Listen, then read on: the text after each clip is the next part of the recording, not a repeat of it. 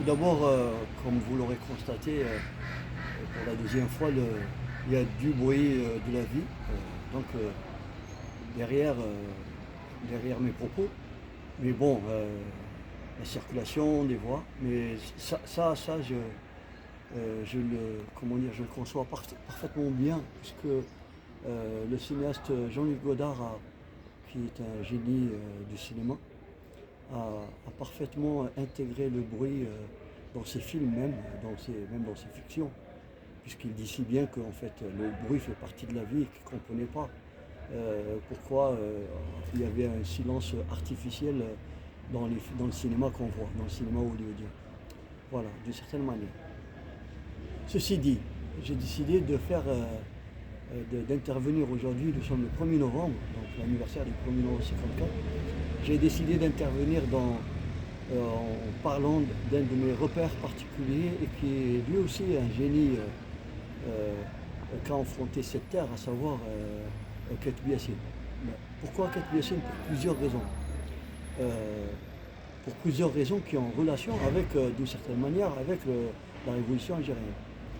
Premièrement, le hasard ou le destin a fait qu'il soit décédé dans la nuit du 29 au 30 octobre à l'hôpital de Grenoble, 1989, à l'hôpital de Grenoble, donc à la veille du 1er novembre.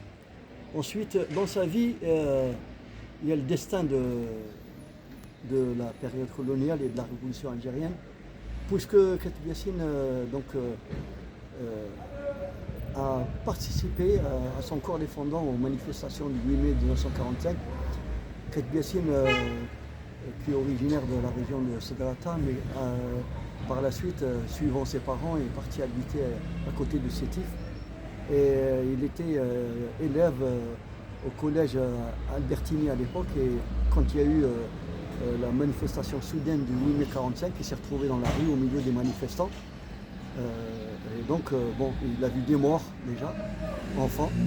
Et ensuite, il a été arrêté en retournant au collège quelques jours après, parce qu'il s'était vanté auprès de ses autres légionnaires européens de la manifestation du 8 mai 1945. Et il a été arrêté, il s'est retrouvé enfant, donc dans un camp, puis je crois carrément en prison pendant plusieurs mois, parmi des paysans qui avaient fait le soulèvement du 8 mai 1945 et qui étaient, dont certains étaient déjà militants du PPA. Et donc voilà, donc il a été par la suite, pour revenir à son histoire, alors à ce moment-là, on était venu dire à ses parents, à sa mère, on lui a dit ton fils a été fusillé. Alors, à ce moment-là, sa mère est devenue folle. Elle sera internée par la suite à l'hôpital de Blida, Joinville à l'époque, et sera soignée par Frantz Fanon. Ensuite, Ketbi Yassine, donc ça, ces événements, par la suite, il ira habiter à Annaba, et c'est là que, ça sera, par la suite, ça donnera le fameux chef-d'œuvre Nedjma. Ensuite, dans son œuvre, parce que en fait, dans Nedjma et dans ce qui est le côté théâtral, la pièce, le cadavre encerclé, qui fait partie un peu intégrante d'une même œuvre qui est Nedjma, puisque c'est les mêmes personnages qui reviennent dans le cadavre encerclé. Ils sont autres que des personnages qui avaient participé au 8 mai 1945, adolescents à l'époque, 16 ans, 17 ans, 18 ans. Et dans le cadavre encerclé, par la suite, Nedjma et le cadavre encerclé sont sortis pratiquement en même temps, vers 1955. Et donc le cadavre encerclé connaîtra une histoire qui est liée à la guerre de libération, puisque le metteur en scène génial, cet immense monsieur qui a été Jean-Marie Serrault, qui était ami de Ketbi Yassine à l'époque, donc tentera de monter le cadavre encerclé et ne pourra pas le faire, ne pourra pas le donner en France, puisque là où il s'apprêtait à le donner, il y avait des coups de fil qui disaient aux responsables de la salle en question que si la pièce jouait, ils allaient plastiquer la salle. Et donc a été du coup donné, cette représentation a été donnée pour la première fois à Bruxelles.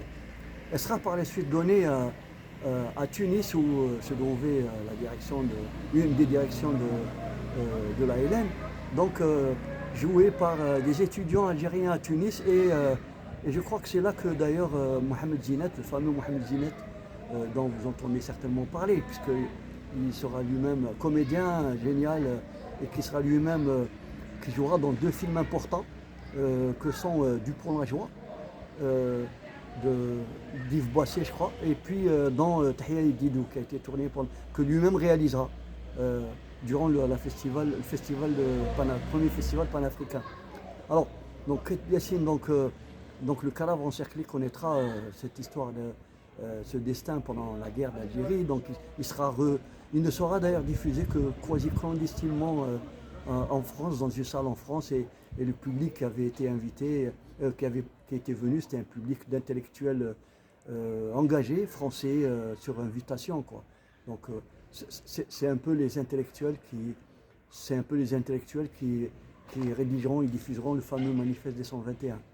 Donc voilà concernant le cadavre encerclé. Et puis même du coup dans sa vie, même en France, Kate Biassine, sans faire de publicité autour de lui-même, il n'a jamais fait ça, mais milité aussi avec le FLN. Et donc une fois, dans la mansarde, comme il dit lui-même, où il habitait, sous un des toits de Paris, il est venu, il a trouvé ses vêtements sans dessus-dessous, et il s'est rendu compte que la DST le recherchait. Il a dû partir à Hambourg, en Allemagne, où se trouvait déjà, je crois, la direction de la Fédération de France du FLN. Et donc il habitera là-bas pendant un certain temps, je crois, une année ou plus. D'ailleurs, il aura par la suite, après une relation avec une femme qu'on ne connaît pas, donc en Allemagne, son second fils, Hans. Donc voilà. Voilà donc concernant et ce fonds nationaliste, même bon, si Kate Biassine après l'indépendance c'était un esprit libre et continuera donc je veux dire à son engagement d'une autre manière, quoi. De toute sa vie, le nationalisme qu'il a fait, puisque c'est un enfant de la période coloniale, donc il ne le quittera jamais. Voilà pourquoi donc j'ai décidé aujourd'hui donc de parler à ma manière du 1er novembre, algérien. Donc parce que quand même, et puis j'en profite pour dire que bien sûr qu'il est important de fêter le 1er novembre 54, mais il est important aussi à la suite de l'historien que j'invite tout le monde à lire, l'historien le plus percutant, le plus indépendant d'esprit, qui a écrit sur le mouvement national et la guerre d'Algérie, à savoir Mohamed Harbi. Il ne faut pas oublier qu'en fait, il y a eu le 1er novembre, mais en réalité, il y a eu deux ruptures avec le système colonial, les plus importantes. La première rupture, ça a été le soulèvement du 8 mai 45, qui mettait fin avec le système colonial dans les consciences et dans la vie réelle, quoi, des Algériens. Et puis le deuxième, c'est après le 1er novembre, c'est tout le monde, on le sait, c'est le 20 août 1955. C'est là que le peuple algérien est rentré dans la lutte. Je vous remercie et à la prochaine fois.